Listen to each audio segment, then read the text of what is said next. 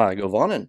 Welcome to the Tolkien Lore Channel. I'm the Tolkien Geek, and in this video I want to talk about some of the material in the Unfinished Tales that covers the search by the Nazgûl for the ring, which is basically all offstage in, of course, the main story of the Lord of the Rings, but which Tolkien kind of took an interest in later after it was published and decided I need to come up with kind of what happened during this period and how they came to find the Shire. Because if you think about it, finding the Shire wouldn't necessarily be easy.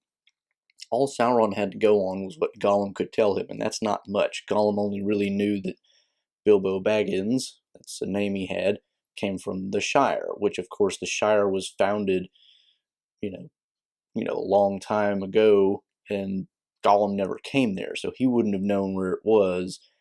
So how did Sauron even know where to look? And how did any, even the Nazgûl find it in the end?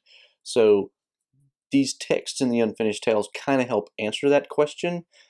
And one of them really gives an interesting, almost what if type situation regarding a major character, but we'll get to that.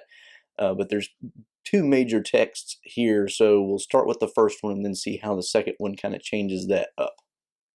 So in the major text, we start off with the capture of Gollum by Sauron, and Sauron, of course, tries to learn from Gollum what he knows, which, again, is not much. He tries to figure out what he does know, and it tells us in this text that Gollum pretends to know that Bilbo is from the Vales of Anduin, which is more or less where Gollum was from, and he is released by Sauron in order to, lead him, hopefully, to where the ring is.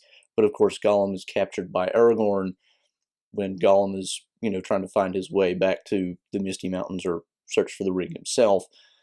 And so Sauron can no longer rely on following Gollum to figure out where the ring is.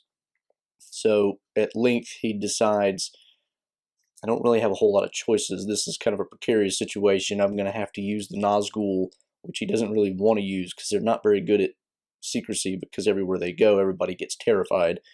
But he's like, I've got to. There's no other, can't trust anybody else to do this job.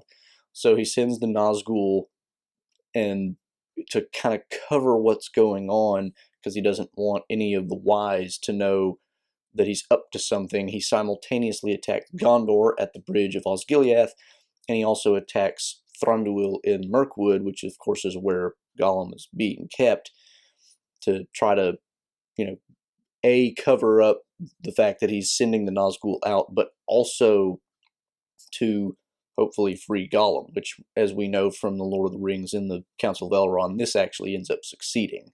After the attack, the Witch King takes the Nazgûl who were based in Mordor and meet with the few that were based in Dol Guldur in Mirkwood, and they begin to search around, even though the ones that were in Dol Guldur were like, there's no settlements around here. We've kind of already looked. There's nothing that would match the description Gollum gave. But they search anyway. And, of course, they end up finding nothing. Meanwhile, Gollum eludes both the soldiers of Mordor who kind of managed to set him free from Mirkwood, and also the elves who tried to recapture him, and makes his way into the Misty Mountains and disappears from everybody. So nobody knows where Gollum is. And of course, he'll end up running into the Fellowship in Moria. Now, the Witch King and the Nazgûl, after searching, return kind of to the south near Rohan, and they get word that Sauron is getting really, really angry about the fact that nothing has happened. And the Witch King's like, we're in trouble. But he gets some intelligence that maybe Saruman may know something. And at this point, Saruman is still pretending to be an ally of Sauron's, but is really working on his own behest. So the Witch King decides, let's go to Isengard, see if we can get something out of this guy. And so they ride to Isengard. At Isengard, they happen to arrive 2 days after Gandalf escapes. Saruman, of course, is terrified of the Nazgûl, although it tells us that they don't really have the power to assault him yet because Isengard is too strong, and of course Saruman himself is powerful. But he's still terrified because he doesn't want to give away the fact that he's not really on Sauron's side, which Sauron already knows, but Saruman doesn't know that he knows. So he tries to persuade them that well, I don't know where the Shire is, but Gandalf does, and he recently escaped, so you should go look for him. He has to be nearby. So the Nazgûl go and look for Gandalf, and in doing so, they run into Wormtongue, who's on his way to Saruman to relay some messages about what's going on in Rohan. And at this point, they find out that Saruman is totally lying to them, because Wormtongue, of course, doesn't have the doesn't have the backbone to stand up to the Nazgûl, and he basically spills all the beans out of terror. And so they're like, man, that guy's really a traitor. But they don't have time to deal with Saruman right now, so they really have to just go look for the ring. But Wormtongue gives up where the Shire is, how Saruman knows about it, because Saruman's been looking into it for a while based on, his interactions with Gandalf and the fact that Gandalf is so interested in it. That's kind of covered in a different section of Unfinished Tales. But they then, decide to ride north and try to find the Shire themselves at this point. On their way north, they run into two of Saruman's own spies carrying maps, and they basically intimidate them and make them into their own spies and tell them, you go back to Bree and you do our work from now on. And they continue to ride north and eventually arrive at the borders of the Shire, which are guarded by the Dunedain, but the Dunedain they chase off with, there's 9 of them plus the Witch King, and there's no way they're going to stand up to him at that point, and so they ride them off and arrive, basically in time for Frodo's birthday, just as he is about to leave on his own journey. So that's kind of the main text. Now there's 2 more kind of small texts, and then another bigger one that gets really, really interesting. But the second text mainly deals with Gollum. Basically what this does is it kind of tells us a little more about Gollum's movements during this period, and it also changes something because in that Gollum tells Sauron that, Bilbo Baggins was from the Shire, and he also tells him enough that Sauron gathers that Bilbo is like Gollum in terms of what he is, basically a hobbit. Sauron therefore assumes that he would be from the Vales of Anduin, because he would have known from, way back when the Witch King was operating that there was a settlement of creatures like that in the Vales of Anduin. It's not that Gollum tells him that, Sauron assumes it.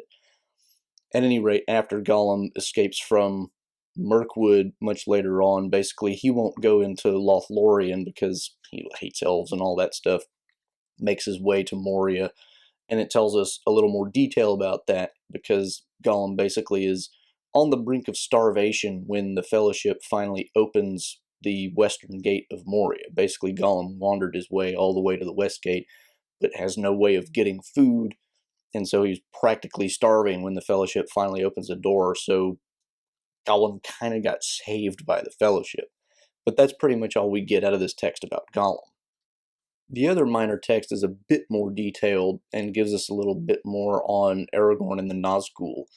And basically what we find out is that when Sauron decides that he basically has to use the Nazgûl for the job, it kind of goes into the inner workings and explains a little bit more about the Nazgûl, starting with the fact that all except the Witch King are apt to stray in the sunlight, whatever that means. Basically, it's like you get the idea that they're not, when they're by themselves anyway, they're kind of not really good at wandering around in the day, to say the least. And it also says that they have a problem with crossing rivers and things like this. And Christopher Tolkien makes a note here in the Unfinished Tales that J.R.R. Tolkien kind of realized this could be a slight problem, because if you look at a map of Middle-earth, you see that there's a whole lot of rivers that have to be crossed by the Nazgûl to get from Mordor to the Shire, especially if you're traveling in Eriador. There's a bunch of rivers that we don't really even cross in the story, but which are definitely, we cross some of them, but there's a ton of rivers that they'd have to cross through. But basically, we kind of get this idea that part of the reason for the attack on Gondor is to be able to use the crossings at Osgiliath to get the Nazgûl across, and it tells us that Sauron probably would have delayed this for a while, probably until Gandalf actually visited Gollum in Mirkwood, because this would have really set off his alarm bells, and he also would have not really known for sure what was going on, because Aragorn would have probably crossed the river a few times himself and traveled a huge distance. And the text here says basically 900 miles in 50 days, which that's a lot of traveling. I mean, Strider, Aragorn, really good at crossing long distances in a big hurry. And you have to remember, too, he's like lugging an unwilling passenger with him this whole time. So there's a little bit of an idea of what Aragorn had to go through. So Sauron eventually kind of attacks with the additional motives of clearing the passages of the Anduin at Osgiliath, and also making sure that the wise no longer have access to Gollum. And additionally, it tells us that in this version, there actually would have been maybe a really old Stoor settlement, Stoors being one of the three kindreds of the hobbits, that was still in the Vales of Anduin, which was wiped out by the Nazgûl. It's kind of dark addition to the story, and also seems a little bit weird. I mean, it's like there's still hobbits laying around east of the Misty Mountains. It's kind of weird. But anyway, that's pretty much all we get out of this one. Now, the final major text, which is not really a major text, but it's still kind of more involved in these two other ones.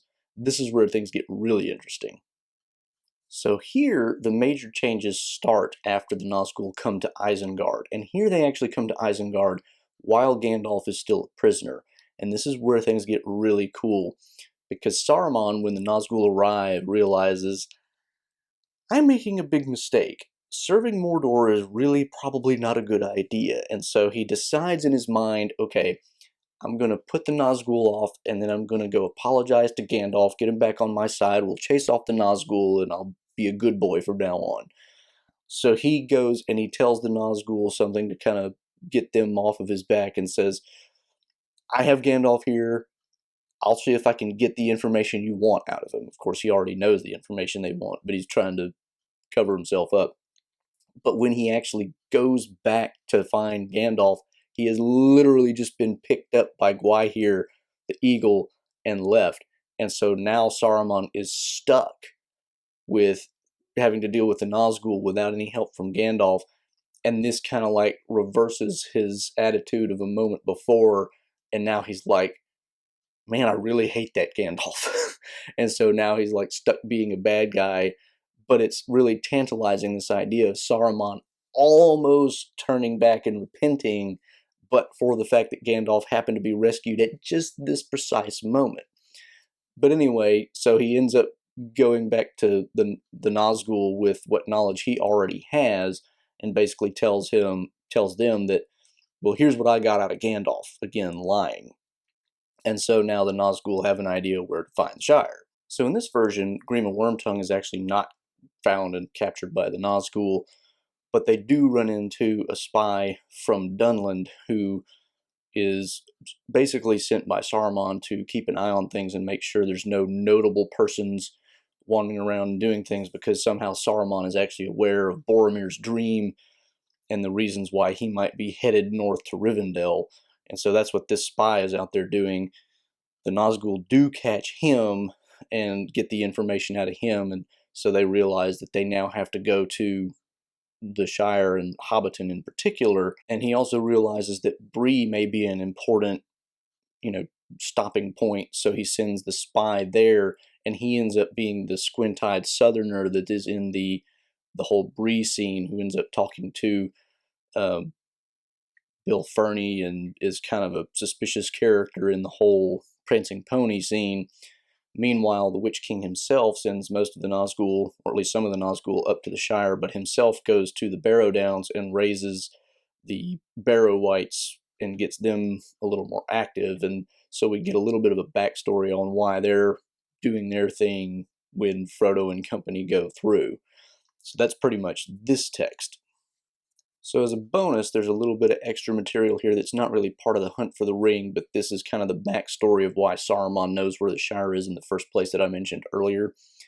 He, of course, is jealous of Gandalf, doesn't really like him. He thinks that he's probably got his own ulterior motives, and so he has him watched. And Gandalf, of course, frequently visits the Shire, so Saruman knows this because of him being watched. And it tells us even that Gandalf is kind of aware that Saruman is doing this, but he kind of just laughs it off. But Gandalf is, going to the Shire, and Saruman catches him doing this. and Saruman therefore becomes interested in the Shire himself, and he has, again, thinks that Gandalf has some reason beyond just being friendly with hobbits for wanting to go there a lot. Once, of course, Saruman learns about the ring, he thinks that Gandalf has known this all along and just been keeping it secret, and so is very angry about that. But there's also an interesting side note here about the fact that Saruman, who had previously mocked Gandalf for using pipeweed, had made a secret trial of it himself and found that it was actually quite enjoyable, and so he started secretly buying it and getting it from the Shire. And Gandalf learns about this because some hobbits see him a few times in the Shire, but he's doing it secretly, of course, to avoid getting caught, because he had previously made fun of Gandalf for it. Gandalf knows now, of course, that Saruman is doing this, but he again laughs it off, and he's like, whatever. Gandalf at that point doesn't really suspect him of anything evil other than just having a little bit too much pride. There's another version of this text as well, in which Gandalf is smoking pipeweed at one of the White Council meetings where they're discussing the attack on Dol Guldur, in the events of The Hobbit.